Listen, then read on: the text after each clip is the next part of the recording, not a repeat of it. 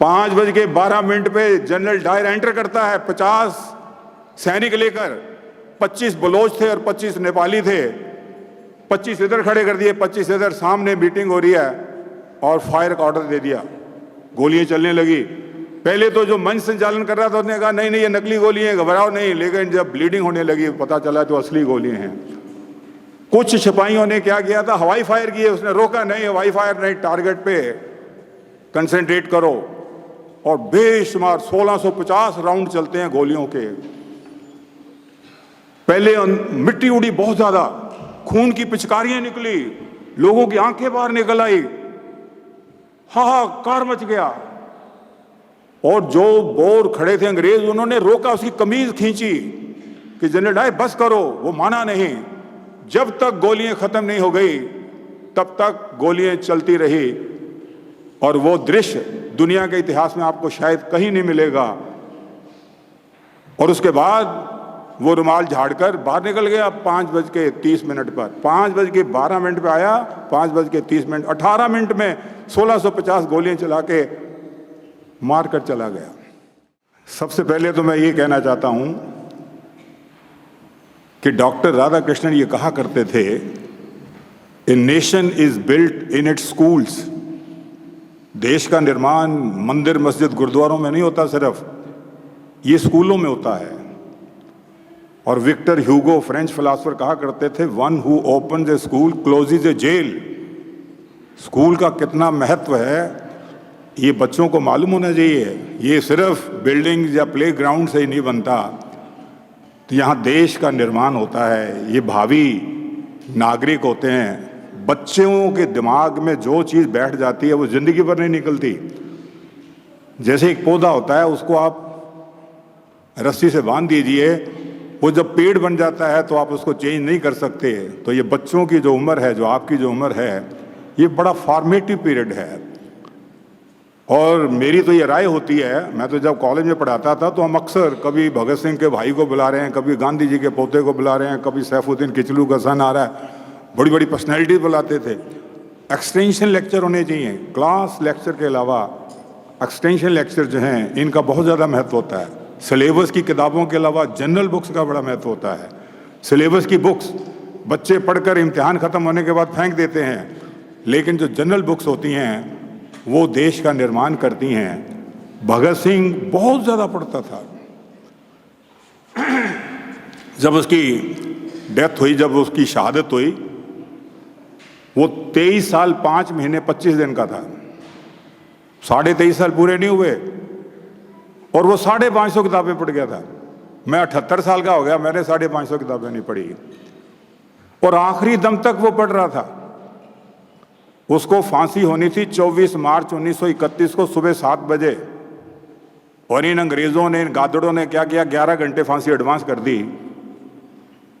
और उसने एक किताब मंगवाई। लाहौर में एक बहुत बड़ी किताबों की दुकान थी, Ramchandra and sons. Lahore was known as the Paris of Asia. College ही कॉलेज थे, हॉस्टल थे, हिंदुस्तान के स्टूडेंट वह पढ़ने आया करते थे। वहाँ बहुत ज़्यादा बुक शॉप थी। आज मैं पूरा पंचकूला घूमता हूँ, एक भी बुक शॉप नहीं है। जनरल बुक्स की यहाँ कोई दुकान नहीं है। ये स्कूल के स्टेशनरी की दुकानें हैं, सिलेबस की दुकानें हैं, जनरल बुक की कोई दुकान नहीं। India has more bars and less book shops. मैं एक बार कैम्ब्रिज गया, ऑक्सफोर्ड गया, मैंने ऑक्सफोर्ड में देखा किताबों की दुकान के बाद लाइनें लगी हुई हैं और यहाँ शराब के ठेकों के बाद लाइन लगी होती है। खैर मैं ज़्यादा नेगेटिव बातें नहीं बताना चाहता, एकता ने बहुत पॉजिटिव बातें बताई हैं। पॉजिटिव बातें भी हैं, इसमें दो राय नहीं। खैर मैंने 35 साल कॉलेज में पढ़ाया, मेरा कभी सिलेबस ही ख़त्म नहीं होता था। मैं कभी इधर भाग जाता हूँ, कभी उधर, तो मैं अपने टॉपिक की तरफ आता हूँ। सबसे पहली बात तो ये है कि आज हम जिस पोजीशन में हैं, आज अगर आप या मैं जो है बिल्कुल well mannered, well civilise, well dressed हैं, ज्ञान का भंडार है हमारे पास। अगर आप इसका अतीत देखें, ये जो मनुष्य जो है इस धरती पर जो आज जिस पोजीशन में घूम रहा है, इसकी बैकग्राउंड क्या है? नेचर ने, विधाता ने जब ये सृष्टि बनाई, लाखों करोड़ों साल लगे। हवा आई, पानी आया, पेड़ पौधे आए, जीव जंतु आए। और मनुष्य सबसे बाद में आया। मनुष्य का आगमन इस पृथ्वी पर सबसे बाद में है, last but not the least. और आज जिस हम पोजीशन में हैं, इसमें आते आते तो कितना वक्त लगा।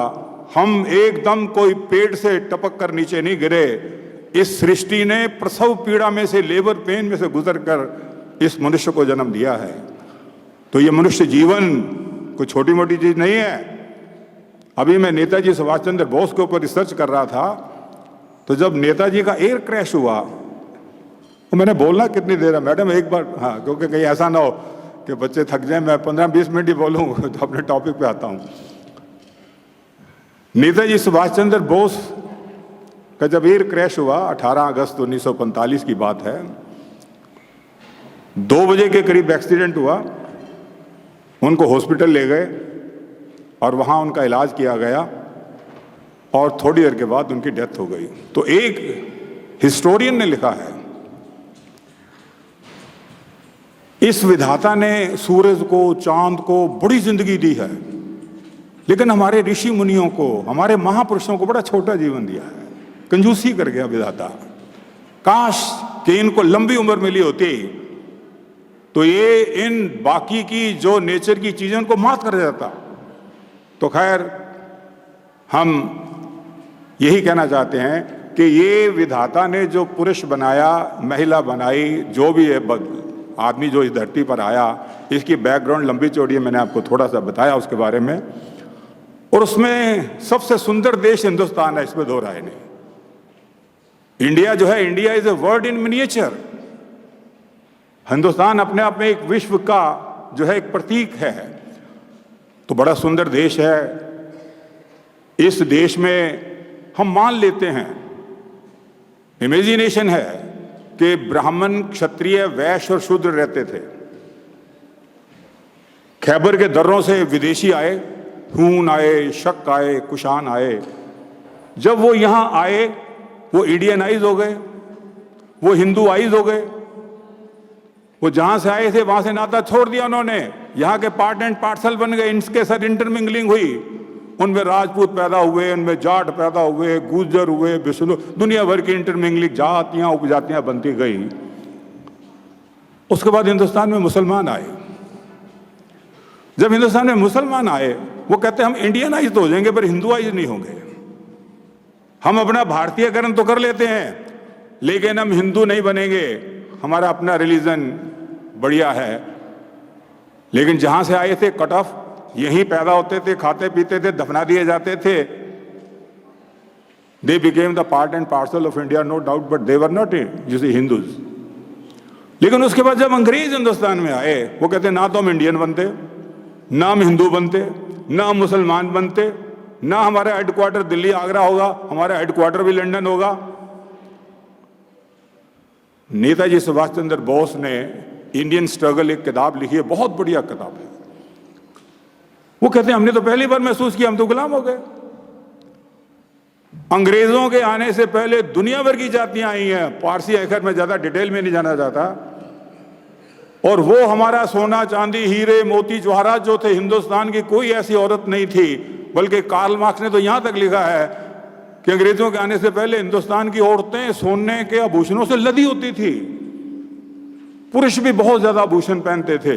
आभूषण पहनने का शौक सबसे ज्यादा दुनिया में अगर किसी को है तो वो इंडियंस को है, विमेन को खास करके।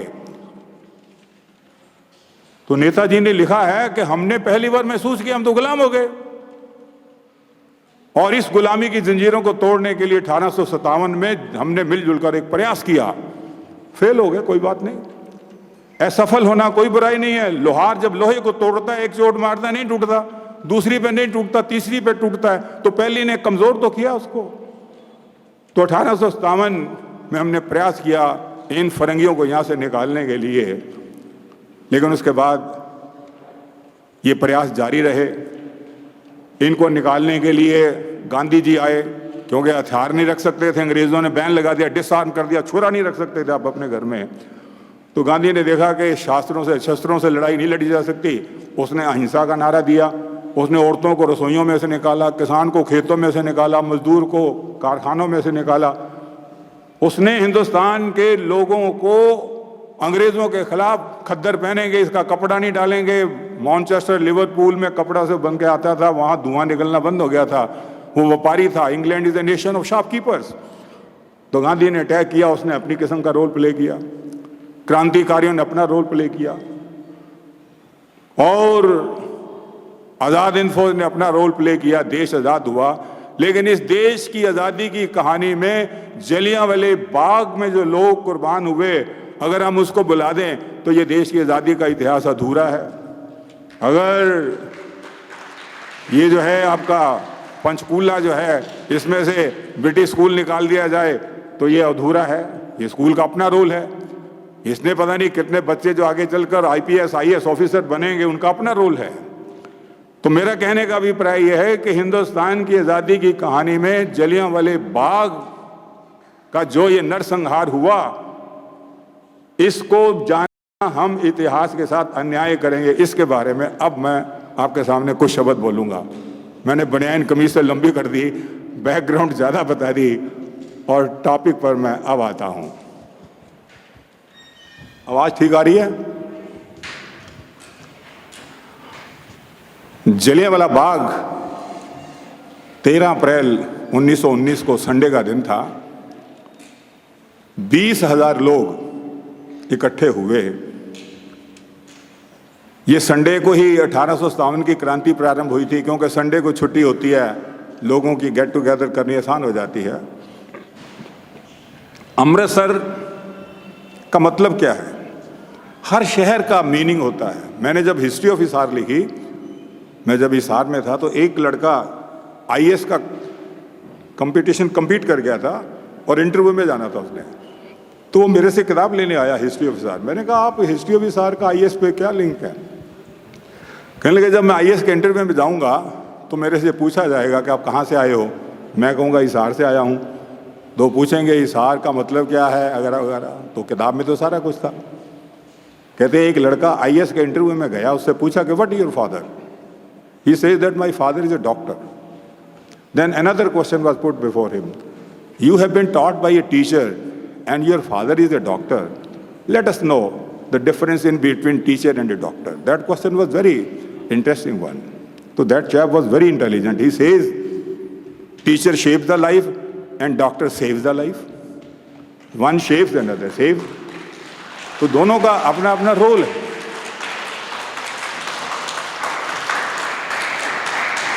अमृतसर का मतलब क्या है? अमृतसर का मतलब है अमृतत्व प्रदान करने वाला सरोवर, पॉन्ड ऑफ इमॉर्टैलिटी। अमृतत्व जो कभी ना मरे, वो प्रदान करने वाला वहां सरोवर है, इसलिए हम उसको अमृतसर, गुरु नगरी है। नींव किसने रखी? मियां मीर ने। खैर मैं ज्यादा अमृतसर की हिस्ट्री नहीं बताना चाहता। यहाँ एक एक टॉपिक पे बोलने लगे तो बहुत ऑडियंस थक जाती है, इतना स्टेमिना नहीं होता सुनने वालों का। और ये अपने स्वामी विवेकानंद कहा करते थे कि आंखों से कान 1000 गुना ज्यादा ज्ञान प्राप्त करते हैं।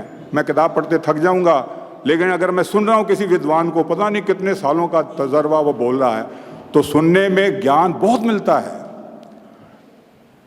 तो मैं आपको बता रहा था कि हुआ क्या, इसकी बैकग्राउंड क्या है, जलियांवाले बाग का हत्याकांड क्यों किया गया। फर्स्ट वर्ल्ड वार होती है 1914 से लेकर 18 तक। उसमें हिंदुस्तान के लोगों ने, खास करके पंजाब के लोगों ने अंग्रेजों की बड़ी मदद की विद मैन एंड मनी। अंग्रेजों ने हमें आश्वासन दिया लड़ाई के दौरान, अगर हम लड़ाई जीत गए वर्ल्ड वार फर्स्ट तो तुम्हें बहुत से कंसेशन देंगे। जब 1918 में लड़ाई खत्म हुई तो इन अंग्रेजों ने, इन गादड़ों ने हमारे साथ क्या किया? जो वायदा किया था उसको पूरा नहीं किया। हमें क्या दिया? रोलेट एक्ट, काला कानून बना दिया।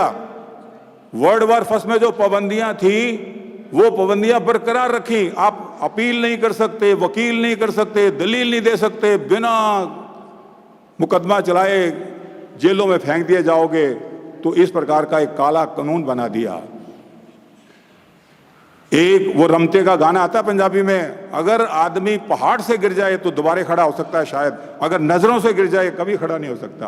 अंग्रेज हमारी नजरों से गिर गए अरे वर्ल्ड वॉर फर्स्ट में हमारे नौजवान जख्मी हुए, औरतों ने गहने तक अंग्रेजों को दान दिए, और कहां कहां जाकर हिंदुस्तान के लोग लड़े, और मिला क्या? ये रोलेट एक्ट, काला कानून। तो गांधी जी ने 30 मार्च 1919 को कि सारे देश में सत्याग्रह किया जाएगा, भूख हड़ताल रखी जाएगी, दुकानें बंद होंगी। और अमृतसर में क्या, हिंदुस्तान में भी तांगा नहीं चला, औरतों ने अपने बच्चों को दूध तक नहीं पिलाया, घरों में चूल्हे नहीं जले, पूरी हड़ताल थी। अंग्रेज घबरा गए।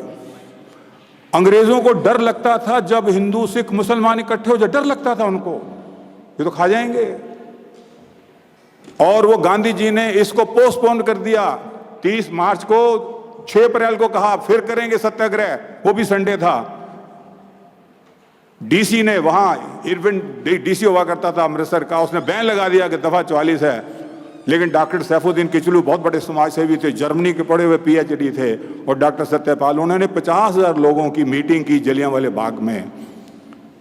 और जो लेफ्टिनेंट गवर्नर था sir Michael O'Dwyer, Lahore capital थी, लाहौर और अमृतसर में 31 किलोमीटर का फर्क है, लोग साइकिलों पे जाया करते थे। तो मैं आपको ये बताना चाहता था कि 6 अप्रैल को फिर बहुत बड़ा आंदोलन हुआ, अंग्रेज घबरा गए। 9 अप्रैल को रामनवमी थी, 9 अप्रैल को हिंदू सिख मुसलमान सब ने मिलकर रामनवमी मनाई। रामनवमी का त्योहार 9 अप्रैल को हिंदू मुसलमान सिख मिलकर मनाते हैं, और जब वो उनके बैंड डीसी के आगे से जाते थे, डीसी कांप जाता था। इरविन ने कहा, सॉरी इसने माइकल ओडवायर ने सोचा, लेफ्टिनेंट गवर्नर ने, कि ये तो 1857 की क्रांति हो जाएगी, इनको कैसे फाड़ा जाए, इनको कैसे रगड़ा लगाया जाए। उन्होंने स्कीम बनाई। उन्होंने क्या किया, डॉक्टर सैफुद्दीन किचलू और डॉक्टर सत्यपाल को अरेस्ट कर लिया, बाकायदा अरेस्ट कर लिया। तो जब लोगों को पता चला कि हमारे लोकप्रिय नेताओं को अरेस्ट कर लिया, तो सारा अमृतसर बंद हो गया। 50,000 लोगों ने इकट्ठे होकर डीसी की कोठी पर जाते हैं।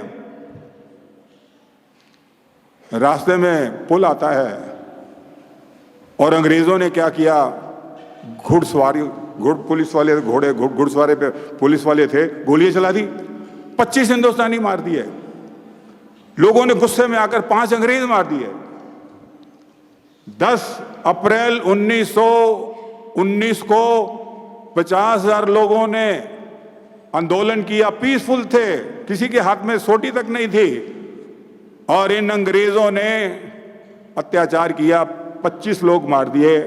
और क्रोध में आकर लोगों ने, रास्ते में बैंक आए, दफ्तर आए, अंग्रेज जो हैं 5 मारे। अंग्रेजों ने कहा एक एक अंग्रेज के बदले में 1,000 हिंदुस्तानी मारेंगे। हमारे 25 मर गए उसका कोई दुख नहीं, अपने 5 मारे गए दुख था। और एक अंग्रेज ने बाकायदा डीसी को यह सलाह दी कि गोल्डन टेम्पल पे बम्बार्डमेंट कर दो। लेकिन खालसा कॉलेज अमृतसर का प्रिंसिपल था वाटन अंग्रेज, वो मोटरसाइकिल उठाकर फटाफट लाहौर गया लेफ्टिनेंट गवर्नर के पास, कहता ना ना गोल्डन टेम्पल में हमला मत कर देना, सिख रेजिमेंट बगावत कर देगी। तो फिर इन्होंने सोचा छोड़ेंगे तो नहीं हम, हमारे 5 अंग्रेज इन्होंने मारे हैं। जो लेफ्टिनेंट गवर्नर था सर माइकल ओडवायर, जलंधर में जनरल R.E.H. डायर, उसको स्पेशल बुलाया। 11 तारीख की रात को जनरल डायर जो है वो जलंधर से अमृतसर आ गया, रात को पहुंचा, और 12 अप्रैल 1919 को उसने शहर का भ्रमण किया। लोगों ने उस पर थूका, उस पर नहीं जमीन पे थूकते थे, चिढ़ाया उसको, बड़ा चिढ़ रहा था वो, और उसका क्रोध बढ़ता गया, बड़ा जालिम था, बड़ा खतरनाक था। और 13 अप्रैल 1919 को अमृतसर के लोगों ने कहा कि हम जलियांवाले बाग में 4:30 बजे, संडे का दिन था, हम गेट टुगेदर करेंगे, रोलेट एक्ट के खिलाफ बोलेंगे, जो हमारे 2 लोकप्रिय नेता पकड़े गए इनको छुड़ाने की मांग रखेंगे। जनरल डायर ने बदमाशी क्या की कि उसने अच्छी तरह ढिंढोरा नहीं पिटवाया, फॉर्मेलिटी पूरी कर दी। एक हंसराज गद्दार था, अमृतसर का रहने वाला, उसको खरीदा अंग्रेजों ने और उसने एक पीपा लेकर ढिंडोरा पीटा सारे अमृतसर में। 12 साढ़े 12 में वो लग गया 4 बजे तक के 4:30 बजे अमृतसर के जलियांवाले बाग में पब्लिक मीटिंग होगी, ज़्यादा से ज़्यादा संख्या में पहुंचो। 20,000 लोग 4:30 बजे तक अमृतसर के जलियांवाले बाग में, जो कि गोल्डन टेम्पल से 600 मीटर दूर है सिर्फ, इकट्ठे हो गए। उसमें दूध पीते बच्चे भी थे, बाप की गोद में थे, उसमें औरतें भी थी, क्योंकि 13 अप्रैल बैसाखी का दिन था। गुरुद्वारे से कई लोग, बच्चे, बीबी, फैमिली के साथ आराम कर रहे थे, कुछ लोग ताश खेल रहे थे, कुछ स्पेशल आए थे। तो 20,000, जिसमें औरतें हैं, जिसमें बच्चे हैं, जिसमें बुजुर्ग हैं, जिसमें नौजवान हैं, जिसमें हिंदू हैं, जिसमें सिख हैं, जिसमें मुसलमान हैं। अब मैं आपको जलियांवाले बाग में ले चलता हूं। 5:12 पर 5:12 पे जनरल डायर एंटर करता है 50 सैनिक लेकर। 25 बलोच थे और 25 नेपाली थे। 25 इधर खड़े कर दिए, 25 इधर, सामने मीटिंग हो रही है और फायर का ऑर्डर दे दिया। गोलियां चलने लगी। पहले तो जो मंच संचालन कर रहा था उसने कहा नहीं नहीं ये नकली गोली है, घबराओ नहीं। लेकिन जब ब्लीडिंग होने लगी पता चला तो असली गोलियां हैं। कुछ सिपाहियों ने क्या किया था, हवाई फायर किए। उसने रोका नहीं, हवाई फायर नहीं, टारगेट पे कंसंट्रेट करो। और बेशुमार 1650 राउंड चलते हैं गोलियों के। पहले मिट्टी उड़ी बहुत ज्यादा, खून की पिचकारियां निकली, लोगों की आंखें बाहर निकल आई, हाहाकार मच गया। और जो बोर खड़े थे अंग्रेज, उन्होंने रोका, उसकी कमीज खींची कि जनरल डायर बस करो। वो माना नहीं। जब तक गोलियां खत्म नहीं हो गई तब तक गोलियां चलती रही। और वो दृश्य दुनिया के इतिहास में आपको शायद कहीं नहीं मिलेगा। और उसके बाद वो रुमाल झाड़कर बाहर निकल गया 5:30 पर। 5:12 पे आया, 5:30, 18 मिनट में 1650 गोलियां चला के मार कर चला गया। कोई एम्बुलेंस नहीं बुलाई गई, कोई मदद नहीं की गई, लोग तड़फ रहे हैं। और एक हरीश बहल नामक एक व्यक्ति था, वो अपनी वाइफ को कह के आया था कि मैडम मेरे लिए खीर बनाना, मैं आके खाऊंगा। वो खीर बनी रह गई। उनके घर में आज तक खीर नहीं बनती। खैर, मेरा कहने का मतलब ये है कि 13 अप्रैल 1919 की रात को सारा अमृतसर रो रहा था, सड़कें खून से लाल थी, बुरा हाल था। अब पॉइंट ये है कि इसमें कितने लोग मरे, अलग अलग फिगर है। कम से कम 1000 लोग मरे, 1200 जख्मी हो गए। और उसके बाद अब पॉइंट यह है कि जलियांवाले बाग के इस नरसंहार का संदेश क्या है, इसका क्या असर पड़ा हमारे पर। भगत सिंह उस वक्त आप जितना था, 12 साल का था, 6ठी क्लास में पढ़ता था। भगत सिंह लाहौर के डीएवी हाई स्कूल में स्टूडेंट था, 12 साल उम्र है। उसने ये खबर सुनी 14 को नहीं, 15 तारीख को, 15 अप्रैल 1919 को सरदार भगत सिंह स्टूडेंट होने के नाते वो जलियांवाले बाग आया। अपने माँ बाप को नहीं बताया उसने। और उसकी जेब में एक शीशी थी, उस शीशी में उसने खून वाली जो मिट्टी है वो डाली और वो खून वाली मिट्टी लेकर वापस आया। जब वो घर पहुंचा तो उसकी बहन का नाम अमर कौर था, उसको अमरो कहता होता था। अमरों ने कहा वीरा तू कितने गया से?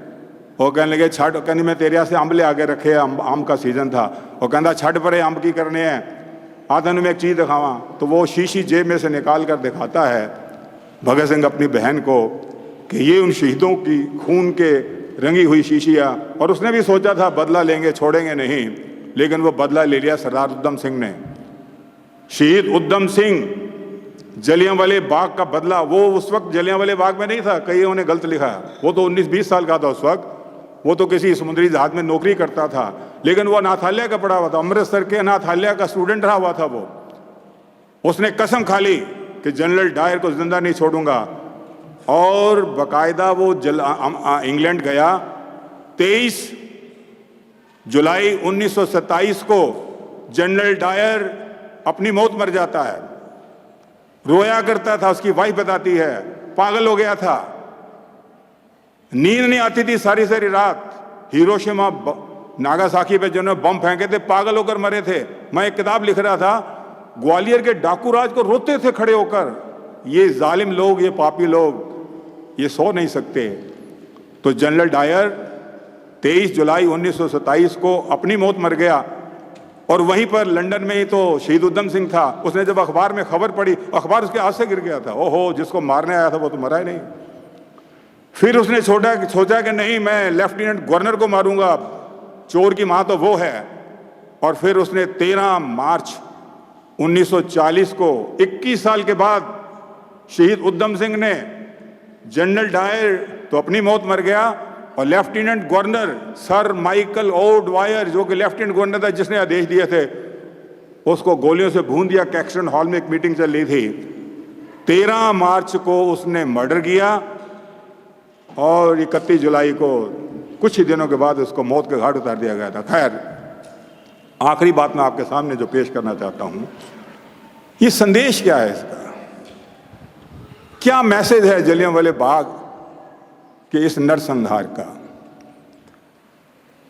अगर हिंदुस्तान आज आज़ाद रूपी अगर ये महल बनाया जाए तो उसमें जो ईंटें लगी हैं वो हज़ारों की संख्या में इन शहीदों की हैं। उसमें जो गारा लगा है वो जलियांवाले बाग के लोगों का खून रूपी गारा लगा है।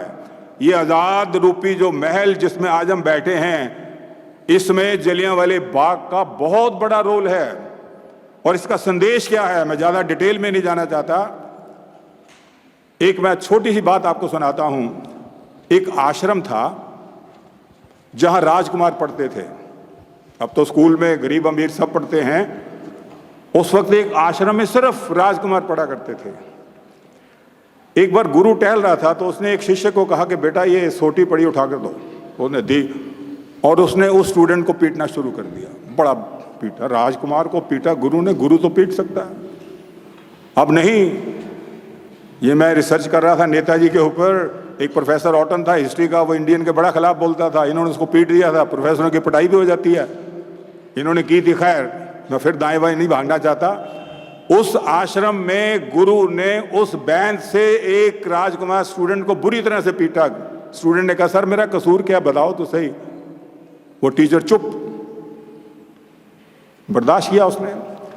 उसके बाद जब कन्वोकेशन हुई, जब वो उस आश्रम से गया, तब भी उसने गुरु के पास जाकर कहा गुरु जी उस दिन आपने मेरे को इतनी बुरी तरह पीटा था, कारण तो बता दो। गुरु चुप। उसके बाद वो राजकुमार जब अपने पिताजी के पास आया, उसका फादर जो है राजा था, कहने लगा डैडी आप तो राजा हो, गुरु को बुलाओ। तो एक दिन उसने मेरे को पीटा था, बताया नहीं उसने। कहने लगा बेटा गुरु है, कोई कारण होगा। बाप ने भी कोई रिस्पॉन्स नहीं दिया। कुछ दिनों के बाद बाप मर गया और वो लड़का जो है वो राजा बन गया। राजा बनते ही मेरे बेटे ने कहा बुला कर लाओ गुरुजी को। दरबार में पेश किया गया तो गुरुजी दरबार में पेश हुए। कहने लगे सर उस दिन क्यों मारा था, कारण बताओ। तो गुरु था। कहने लगा बेटा तेरा कोई कसूर नहीं था, आज तक तू नहीं भूला। अगर तूने राजा बनने के बाद किसी बेकसूर को पीटा या नुकसान पहुंचाया तो तेरा सिंहासन डगमगा जाएगा। तो मेरा कहने का मतलब यह है कि जलियांवाले बाग में इन दूध पीते बच्चों का क्या कसूर था, इन औरतों का क्या कसूर था, इन बुजुर्गों का क्या कसूर था। आपने उनको भून कर रख दिया और हम भूले नहीं। लोगों ने प्रतिज्ञा की थी, तो देश के इतिहास में इसका अपना महत्व है। मैं ज़्यादा ना बोलते हुए अपनी बात को समाप्त करता हूँ। आपका बहुत बहुत धन्यवाद।